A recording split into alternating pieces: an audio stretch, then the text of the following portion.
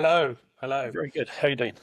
I'm doing well. Welcome to the stream. It's a slightly different format, but very much the same vibe. How are we? Yeah, good, thanks. You didn't need to dress up for me, Viraj. Oh, geez, we knew this was going to happen. Look, to stand out, and because LinkedIn is a professional environment, I was like, we've got to don the suit for these things, right? Oh, is it? Not for you, for me. You don't have to. You can stay in the t-shirts. I'm sweltering in this heat, but we do it for content. Right, we're proper news reporters. We're actively engaging with the industry to understand what's actually happening on the ground in a way that Bloomberg and ESPN probably never could. Like finding these unique insights and highlights. Gentlemen, after a 2-week hiatus, which is completely my fault, we're back. And I want to kick it off with WPP hiring a technologist from Microsoft, well, COO from Microsoft, and implementing her as CEO. Thoughts just off the bat? Well, I actually think it's a good thing that that she's come from outside of WPP. I think the whole industry is undergoing quite a period of change, and I think quite a lot of people in the industry maybe don't appreciate just quite how much change is required. And I think if we were to go down the route of more of the same, it might carry on just as it has. So I think it's a good thing. I think it's positive that she's come from outside. Obviously, not completely outside. She was on the board as a non-exec, so not completely from outside the business. So someone that understands the organization, gets how they might have to restructure it operationally, as well as the technology side of the business, from taking that Microsoft knowledge and going, right, maybe it's time you build some models and you build some tech that you own and aren't outsourced. I mean, I think it's a good sign that the company is doubling down on its commitment to technology. I don't think there's any way out of that, and I don't think I think it needs to go faster rather than slower. I think there's probably, Mark Reed has been trying to manage that transition, and I don't think the transition has been fast enough. I think. I mean, I say that, but when I cast my mind back to when Mark Reed became CEO of WPP, it was such a different beast then. It was a company of so many fiefdoms that was practically at war with itself internally. So a lot of that has disappeared, but it just hasn't gone fast enough, I think. Andrew, thoughts? Yeah, I'd agree. I don't think Mark Reed has done a bad job. It's just a job that's been an awful lot more difficult and a lot slower than anybody would have really wanted. It's difficult to turn around a business that's 100 and however many thousand people with as many entities as there are, because there are just so many interests to try and keep aligned. It's very, very difficult to make that sort of transition. And I think he's done a good job of getting them to where they are, but he needs someone else now, I think, to continue that. And I think someone from the outside, as we tend to be when we work with clients, we're looking at things from the outside in rather than the inside out, can be a very useful perspective on what good looks like. I think it's one of the challenges of the marketing industry. It's quite insular. People who are senior in the marketing industry have typically only worked in the marketing industry, be it client side or agency side. They never leave. They never leave, and they don't tend to hire people in from the outside of the industry in. So it becomes quite insular in its outlook, if that makes sense. And as a consequence, doesn't necessarily see the best way to change to go forwards. Can we just touch a little on, like, what is the model that an advertiser has? For those that don't know, could you explain for me?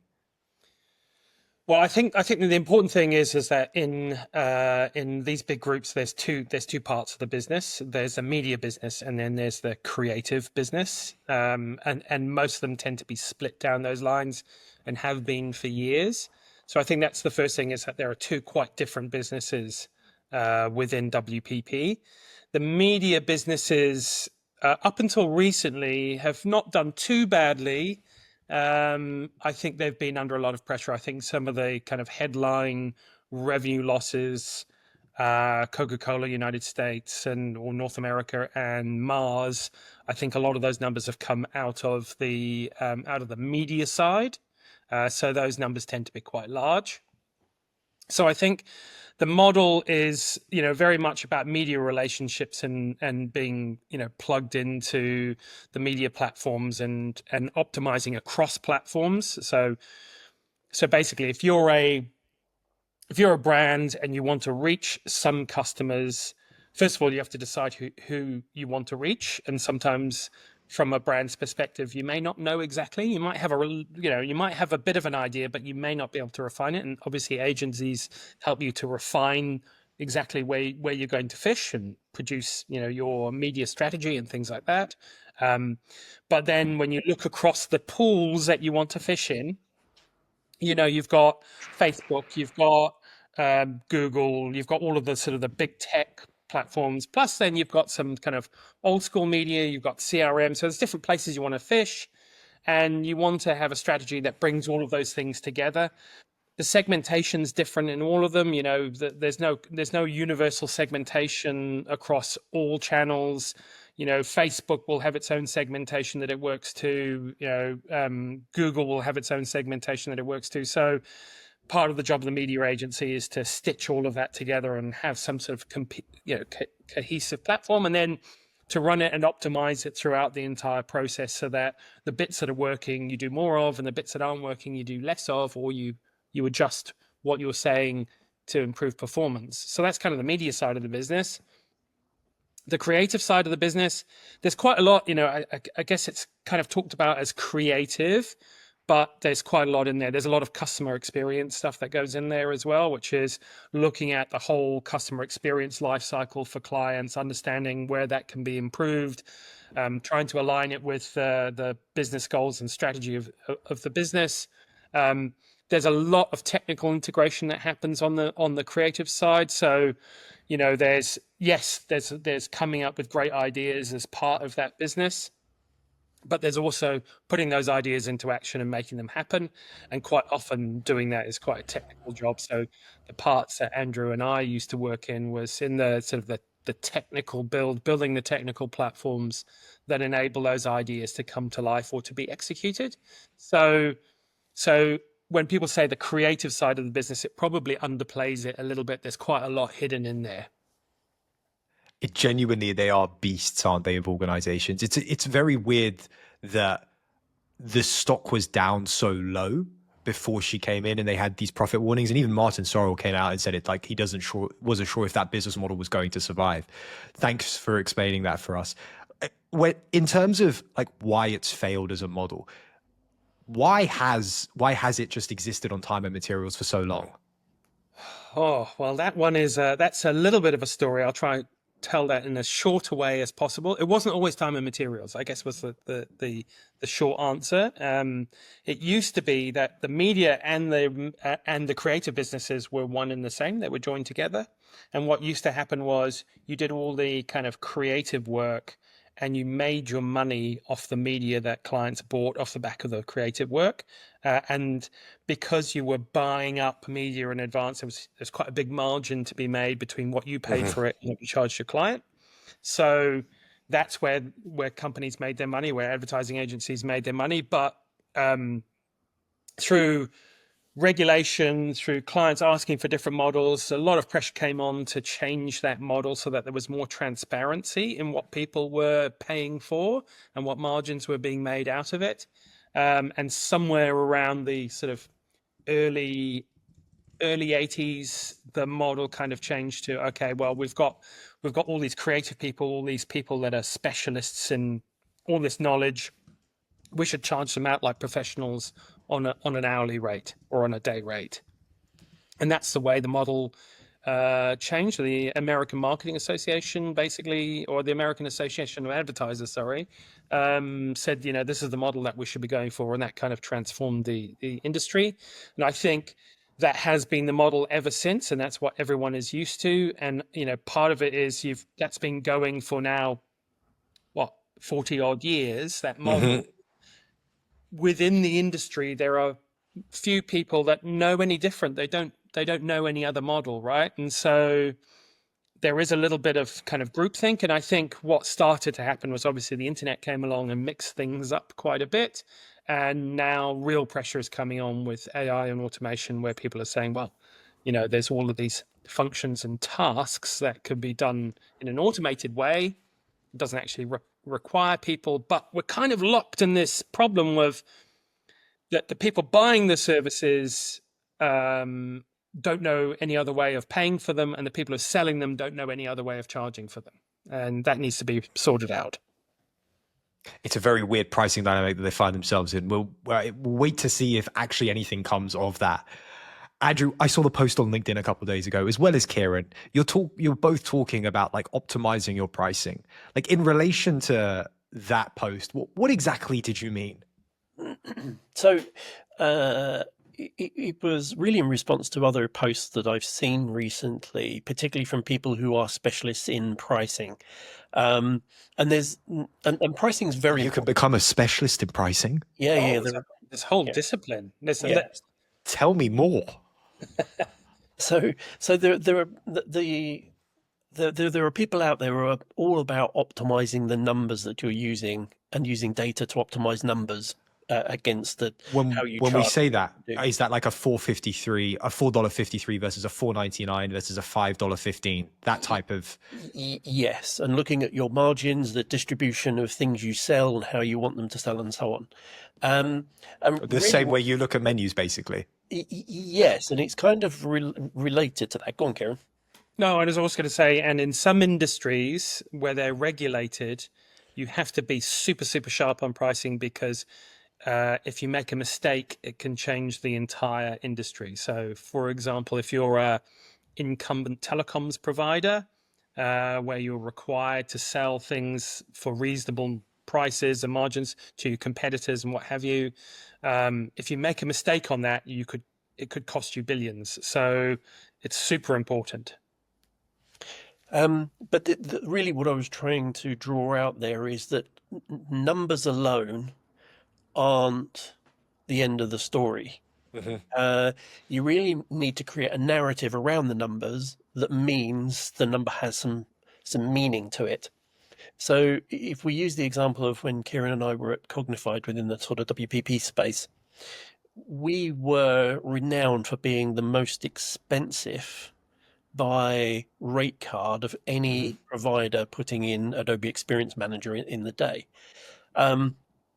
But that was something that had a narrative that went with it. We were demonstrably the world's best at implementing Adobe Experience Manager at the time. And so you could charge that price. Exactly. So the story was basically, if you want the world's best outcome, you're going to have to pay a reasonable price for getting the world's best outcome. Sounds reasonable. That you're going to pay relatively high rates for our services. However, we also had the counter side to that, which was, but we will appear to be expensive because the implementation will be, kind of well priced.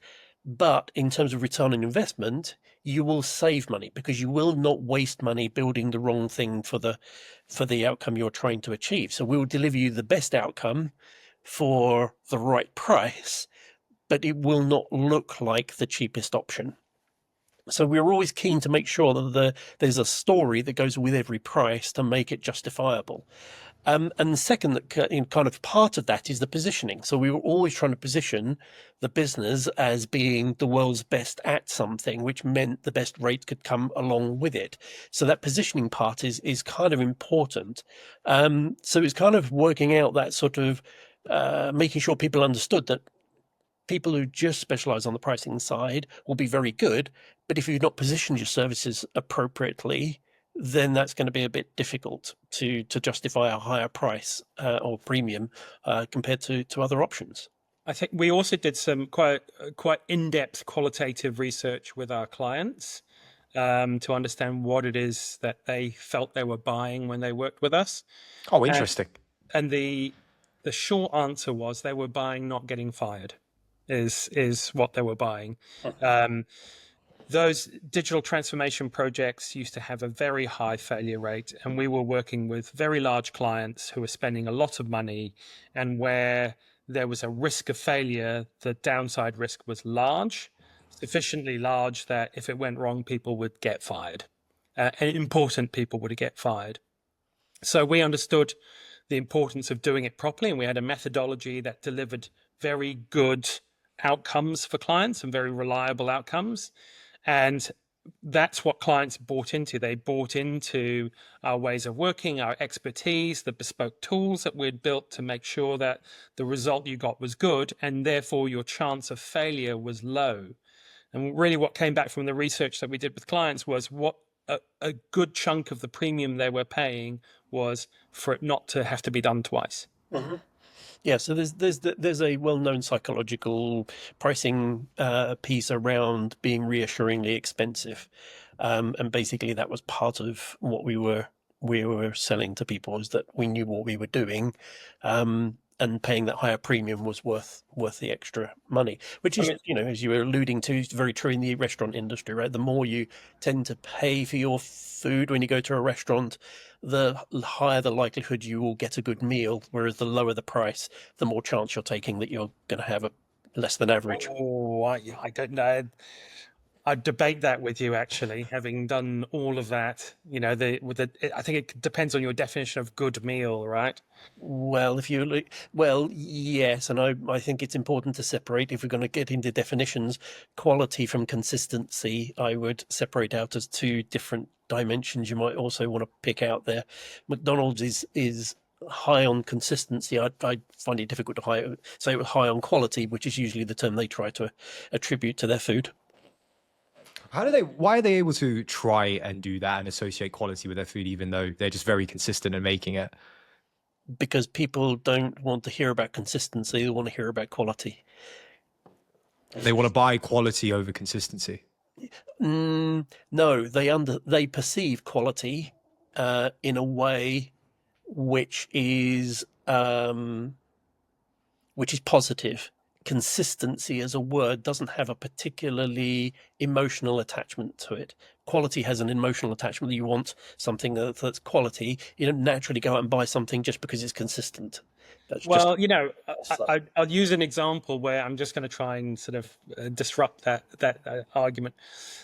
Recently, I was on a train with some Americans who I was coming from Birmingham to London, and they said, I got chatting to them, and they said that they were on their way to London to go to Veeraswamy, the Michelin-starred Indian restaurant. And first of all, the first thing was, wait a minute, you're leaving Birmingham to go to London to have a curry. There's your first mistake. They weren't aware that Birmingham actually is the place to have a curry, but Little India. Yeah, I mean, it's amazing. And I said, Veeraswamy's great. It's a great restaurant, deserves its Michelin-starred status, but it's not a place that I would choose to go and have a meal. I would rather go somewhere like Tyab's, where it's much more authentic, and maybe it's not as exotic and adventurous in terms of it's not going to be 3-day cooked duck or anything like that, but I would find that a far more enjoyable experience, and I could take my own wine.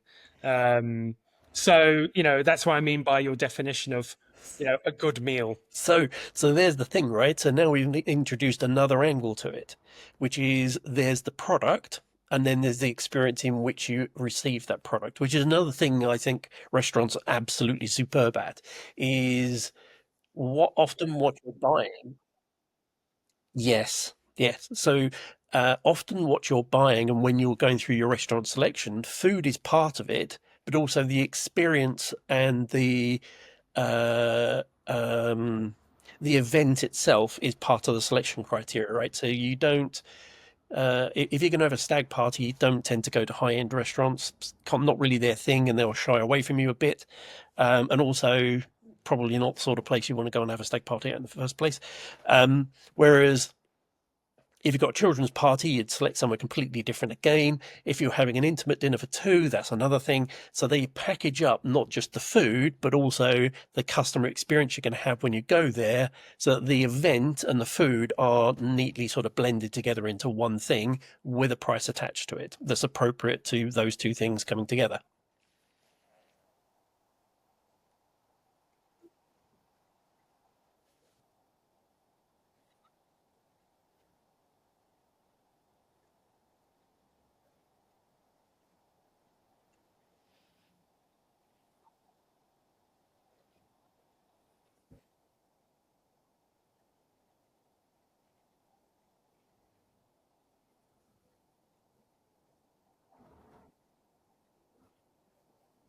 Yes. So you need to bring those three things together. So the packaging, the positioning, and the pricing all need to sort of be blended together to get the right effect.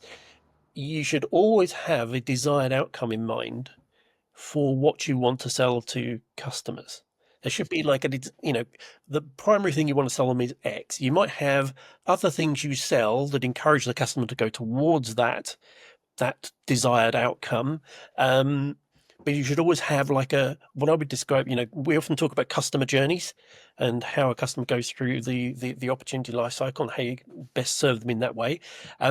I also have something I call a product journey, which is this is the thing you initially sell them, but here's where you want them to actually be purchasing. And you use your product journey to go, well, the first thing we'll sell them is this, and then we'll move them to that, and then we'll move them to this thing over here.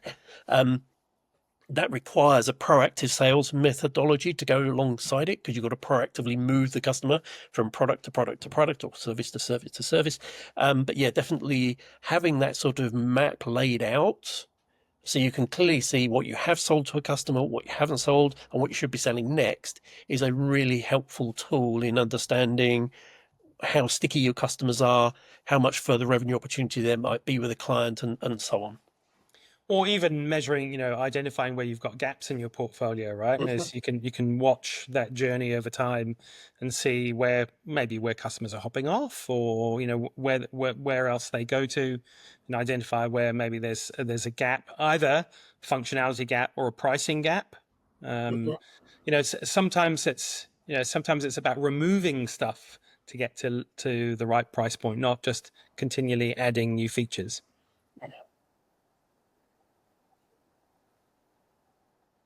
Or to get to the right price point, right? And we see this in, you see this in the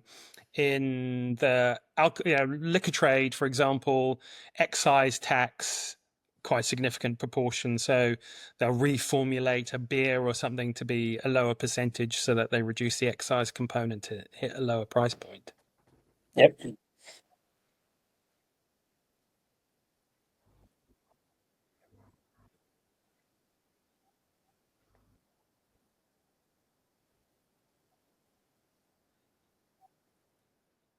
They're all in it. Yeah, I mean, none of that will be to do with excise, because they're all will be in the top band for beer. But yeah, you might choose to position something at the lower end, and you might make choices about how much margin you want to make at each tier, and the behavior you want to drive. Maybe you want to acquire new customers, so you accept lower margin at the lower end and look to upsell. So there's lots of strategies around the behavior you might want to encourage that can be achieved through pricing. I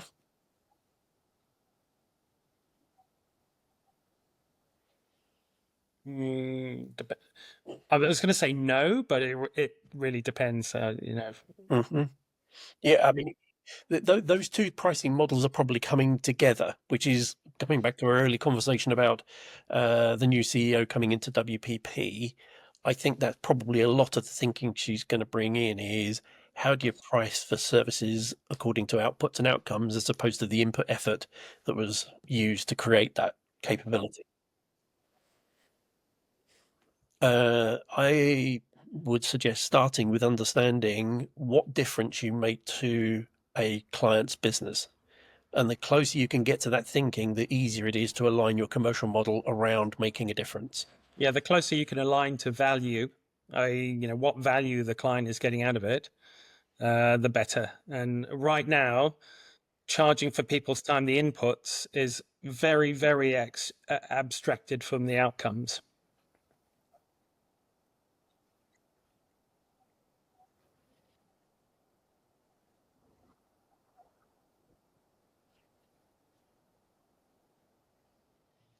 Yeah, and I think we've also seen a slide as agencies have, the landscape for marketing activity has got much, much broader. There's so many more disciplines, and agencies have sought to kind of land grab that. They don't want to look like they can't do something when a client asks for them to do something. So they say yes, even if they don't have competence in it. And I think where we've got to is we've got to a situation where many agencies actually they have a huge range of services they offer. They may be very competent in a small number and generally not particularly competent in others. And what that translates to is the outcomes are poor. So a client spends a lot of money, they don't get the results that they're looking for because they've bought services that probably the agency is not really super competent at. And so they go, well, that didn't work, we'll go to a new agency. And so there's a big disconnect. I saw a commentary the other day about Cannes Lions, and it's something that I have been saying for, well, probably since I started working in advertising, that Cannes Lions is completely disconnected, generally completely disconnected from outcomes. So you see people winning awards, WPP, Creative Agency of the Year this year at Cannes, taking an absolute bath on the stock market. There's a big disconnect there. How can you be the best, but also be performing so poorly? So there's a lot of agencies kind of patting themselves on the back about the inputs or the creative cleverness of the things they've done, and they're totally disconnected from the outcomes that the client has received. And I don't think that can go on any longer. But I think there is, the time and materials model does have its advantages. It's it's an extremely simple business model to operate under, because you pay for people largely by time, and if you charge them out by time, the business model is really, really simple to operate, particularly as agencies tend to be, by their definition, using a lot of freelancers and contractors who they're also paying by the hour. So you've got a simple input and output commercial model, and therefore it's very simple to operate. It's very easy to start a business in that way. It takes very little in terms of sort of capital outlay or anything. You can just almost start an agency from scratch in a few weeks. So there is a massive advantage to it, but there is also a huge disadvantage that comes in that it is so transparent that the procurement teams are extremely pointy about getting to, well, why should I pay for your Christmas party? I think that needs to come off your list of things. I don't agree with the amount you pay for mobile telephones.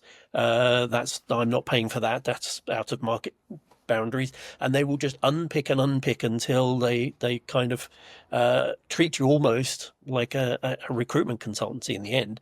And that's nobody where, that's no place to be feeling comfortable. But it's kind of like a game of chess there as well. The procurement people will squeeze the agencies down on things like that, and so the agency will play exactly the same game, and they'll be thinking, okay, I know where we're supposed to be charging out for a senior creative director or something like that. You're not going to get a senior creative director. Their time is better spent off winning some new business or on another client that's paying more. Or something that's going to get us more publicity in an awards show. So you're not actually getting the resources that you think you're paying for as well. So, that's kind of a little bit of, I'm not saying that's good behavior, but you can understand why that behavior happens. And then you end up in a kind of a bit of a race to the bottom yet again of, substandard work, or people not getting the quality that they were expecting, not getting the results they expected.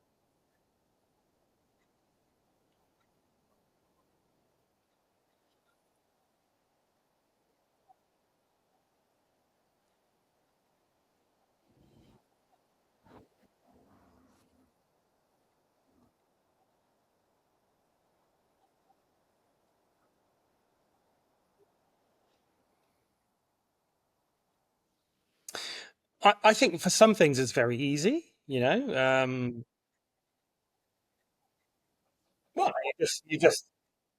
you just say, okay, this is what I'm prepared to pay. This is what I think the value of something is. Like, a glossy sort of gatefold brochure. Everyone kind of is going to produce a similar level of quality. These are the guidelines I have. I will pay a fixed price for one of those, or a 10-minute showreel video. I will pay a certain amount of money for that, and these things will become established. Things like the production of a Christmas advert, that becomes a little bit more variable. The range becomes bigger, but I guess people who are doing this regularly will know. Whoever is working with the agency at, say, John Lewis, for example, they'll have a pretty good idea about what they're going to spend on the production of their Christmas advert. It's probably, I don't know what ranges in, sort of 1 to 2 million. Yeah, and if you look at us, we productize what we do. So if somebody wants what we call a game plan, which is basically looking at their product portfolio, understanding what problems they fix for customers, identifying target markets, looking at the way they generate revenue and how they manage cost on the unique differentiators they've got, we charge £5,000 to do that. So we know what sort of value it delivers to customers because we've done this several times, and all the customers have come back and said that was amazingly good value, and we've put a price on it. Now, to some extent, yes. Yeah. But it's also understanding what difference you're delivering to the customer. I mean, for some customers, that could be worth 2, 3, 4, 5 million pounds in terms of business impact they can have for having been through that process. For some others, that might be 50 or 60,000. But for us, selling it at, as it currently stands, £5,000 to go through that exercise is good value to us, and we can see it's great value for our customers. So we're happy to stay in that sort of position. That may change over time, but that's currently where we sit.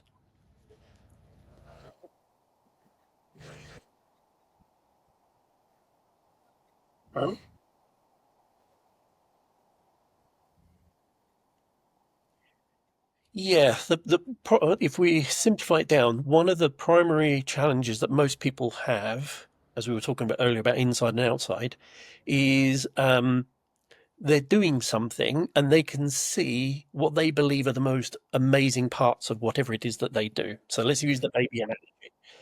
I'm sorry? Correct. So if you follow the baby analogy, there's that old thing about people won't accept that their baby's ugly, right? And that's a perfectly reasonable position. However, what they may not see is, so they'll see the beautiful parts of their baby, or what they perceive as the beautiful parts. When we come and look at it, we may go, but there's also these other aspects of your baby that are absolutely incredible, and you've not seen them because you're used to those things. You're not talking about those things. They're just normalized to you. But from the outside, they are absolutely outstanding. So part of what we do in this kind of game plan process is understand what those value points are, and then show how you could charge appropriately, probably more than they're currently charging, if they talked about their offer in a slightly different fashion. And in terms of helping them go through that process, that starts with some interviews, then some input documentation. We ask them to go and do some homework. Once they've done their homework, we then analyze that homework and take them into a workshop where we use the homework plus our expertise to help them redefine what they do.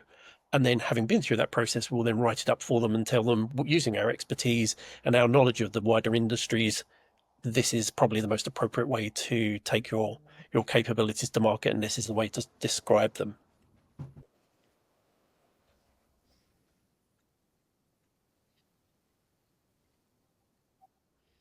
I would say that Every in time. every case. Every case, yeah. In every case. Yeah. That Yeah. I mean, there are. typically they'll come in and say, well, it'll typically be something like 3 or 5 times as many pieces of value that we identify from what they bring in. So they'll come in and say, we can see 5 value points, and we'll come along and say, well, actually, you've got somewhere between 15 and 25 really, and you need to decide how to package those up and price them. But, this is all the value you're really delivering to customers that you're just unaware of. And then the question that comes out of that is, so it might be that they're underselling what they do. So in fact, there's more revenue upside, for example, that they could be selling. It might mean that actually, up until this point, they haven't been price competitive. So they're overcharging for what they're selling. And in fact, there's a whole bunch of extra value that they should be talking about that props up the price that they want to charge. Because sometimes they just forget to talk about pieces of value that they overlook. I think we talked about this once with this photography manufacturer that had a feature which they completely overlooked. As far as they were concerned, it was just a bit of a dumb feature that they didn't really think anything of. But for one group of customers, that was a super valuable feature. So it's understanding the value by different customer groups. So that's why it's really important to have a really clear picture of the segments that you're addressing, because different segments value different things. So you can charge differently. And then there's opportunities to actually create new things. So, if there's some value there, that could be broken off into a new feature that maybe they're not selling, or a new product.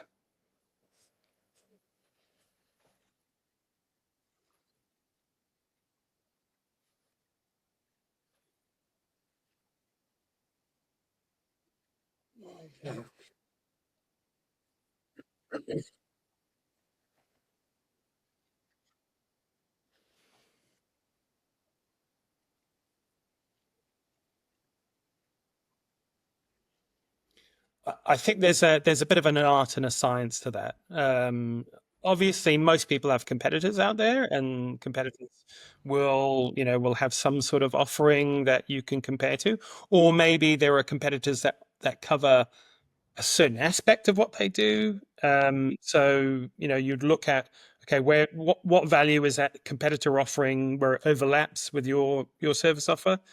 But it could be that they've got a product that's very unique and doesn't really have any sort of analogs. And then you've got to think about, okay, well, what value does this really bring to a client? You've got to have much more of a value-based process where you're thinking, okay, what's somebody really going to get out of this that's going to justify a price?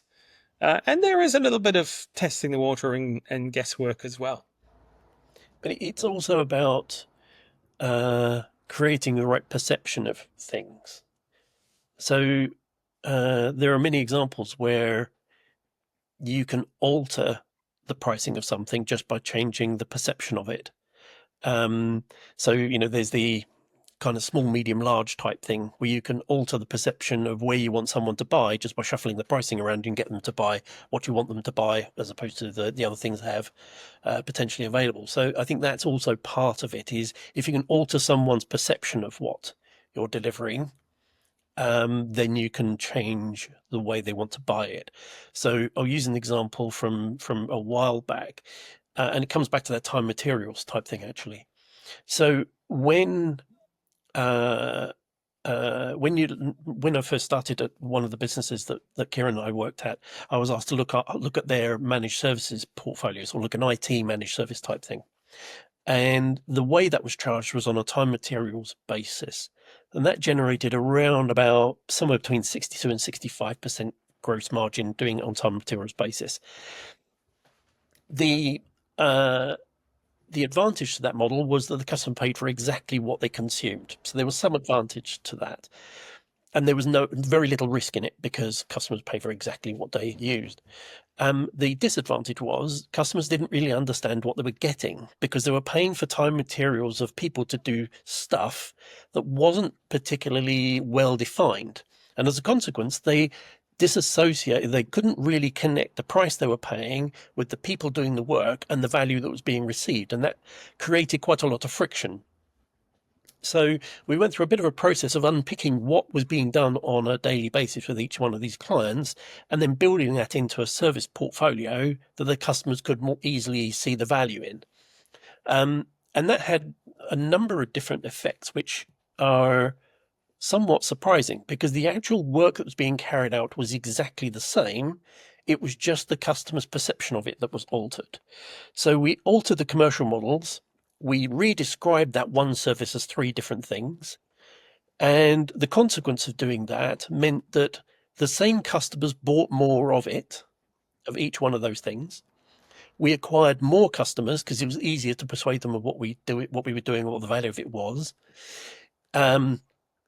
It increased the margins from the 62 to 65% gross margin to about the 82% range. And the customers were happier buying it because they could now see the value in what was being done, not the cost of people doing the work.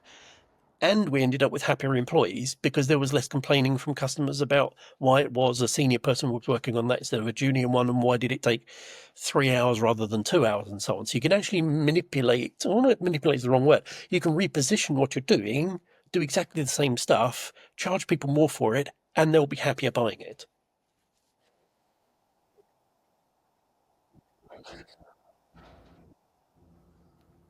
Yes. Because you're just associating yourself to value, and the closer you get to value, the easier it is to persuade someone to buy something. I think the other thing about that is also, particularly in services, is services by their nature are very nebulous, right? And they change, and when circumstances change, the services change. So quite often we'd run into a situation where somebody would say, I want you to do this or build this platform, and we would scope doing that work, and we would say it's going to cost you X. And then, but throughout the process of then digging into it a bit deeper and asking them questions and then refining what they wanted and maybe their circumstances changing, by the time you got to the, okay, now we're going to, sign the contract, there would be a delta of, 300 grand or something like that between what you initially said and what the final result was. And if you don't have a structured process for looking at the work to be done, it's very hard to explain why you said it was, 300 grand less 2 months ago and now it's 300 grand more. It's hard to be able to explain that difference. Whereas if you've got more structure to it, it's very easy to identify the delta, and you say, well, you wanted these things and it translates into these aspects changing. So it's very clear to see the difference. And we found clients found that much, much more palatable than, obviously they're unhappy that things are going to cost them more, but when they can see it and they've got a choice of going, let's go back to where we were, it makes that process a lot easier to manage than haggling over why it's now 300 grand more. Mm-hmm.